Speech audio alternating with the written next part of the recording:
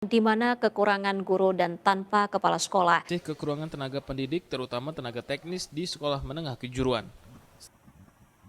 Sistem pendidikan di wilayah pedalaman Indonesia seperti di distrik Bomomani, Kabupaten Dogiai, Papua, masih menghadapi tantangan berat. Salam sejahtera bagi kita semua. Saya Juri Vera Utauruk dengan NIM 2305 135717, Prodi Pendidikan Ekonomi, Fakultas Keguruan dan Ilmu Pendidikan Universitas Riau. Kali ini, saya akan membahas tentang masalah pendidikan, yaitu keterbatasan penyebaran jumlah guru terampil hingga ke daerah terpencil. Pendidikan adalah hal yang sangat penting dalam mewujudkan kemajuan suatu bangsa. Pendidikanlah yang akan membawa perubahan yang baik dalam suatu negara. Akan tetapi, pada kenyataannya masih banyak hal-hal yang dapat menghambat kemajuan pendidikan di Indonesia. Keterbatasan guru terampil hingga ke daerah terpencil menjadi masalah serius yang dapat berpengaruh terhadap tingkat pengetahuan siswa. Kita akan membahas mengapa keterbatasan guru terampil ini bisa terjadi dan harus diatasi dengan tuntas.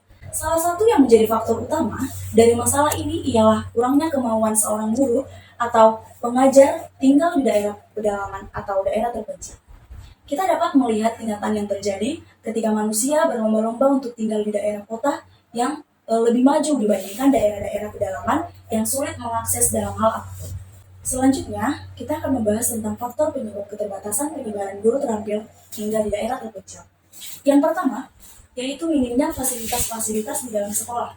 Dalam mencapai proses pembelajaran yang baik dan nyaman, diperlukan sarana dan prasarana yang dapat mendukung proses pembelajaran.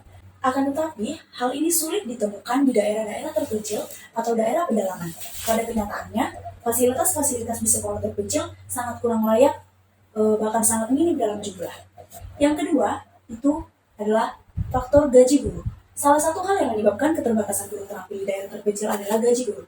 Dengan jasa yang guru keluarkan sama antara guru di kota-kota besar dan guru di daerah-daerah terpencil, akan tetapi gaji yang diberikan berbeda, membuat para pengajar atau guru tidak antusias mengajar di daerah terpencil atau daerah pedalaman. Selanjutnya, yaitu jumlah siswa berkeinginan sekolah itu sedikit.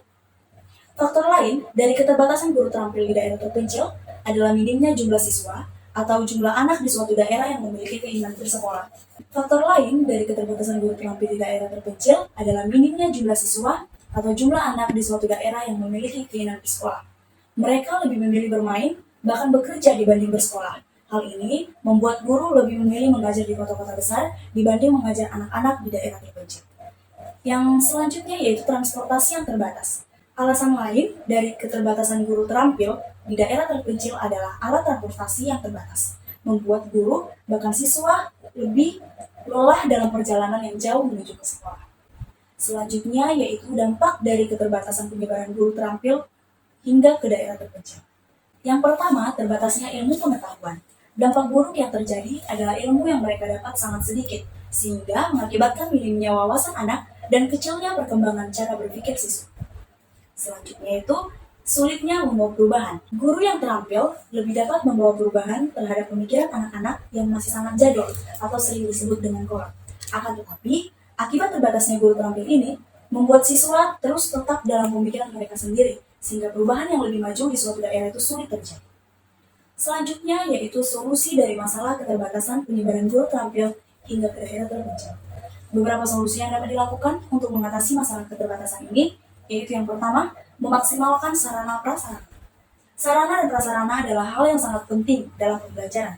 Fasilitas-fasilitas yang memadai menjadi faktor penyemangat dalam proses belajar mengajar, baik terhadap guru maupun siswa. Yang kedua, yaitu menaikkan gaji guru. Sesuai dengan hasil kinerja guru, guru berhak mendapatkan gaji yang sesuai dengan apa yang dikorbankan dalam mengajari para siswa-siswa. Terlebih guru yang mengajar di daerah terpencil, biasanya mendapat tantangan yang lebih dibanding guru yang mengajar di kota-kota besar. Yang selanjutnya yaitu memberi motivasi yang baik. Motivasi dalam belajar adalah hal yang sangat penting dan dapat menjadi acuan penting dalam proses pembelajaran, memberi penghargaan terhadap tenaga pendidik atau guru, juga memberi reward kepada anak-anak agar mereka berlomba-lomba dalam menuntut ilmu. Yang kelima, memberi bantuan transportasi. Transportasi adalah faktor yang sangat penting bagi guru dan siswa dalam menuntut ilmu. Tidak sedikit guru-guru dan siswa-siswi memiliki jarak rumah yang jauh dari sekolah, melewati sungai yang dalam, melewati jembatan yang hampir rapuh, menaiki kapal yang kecil, berjalan kaki dengan jarak tempuh yang sangat jauh adalah hal yang sering dialami anak-anak dan guru-guru di daerah terpencil dalam mengajar dan menuntut ilmu.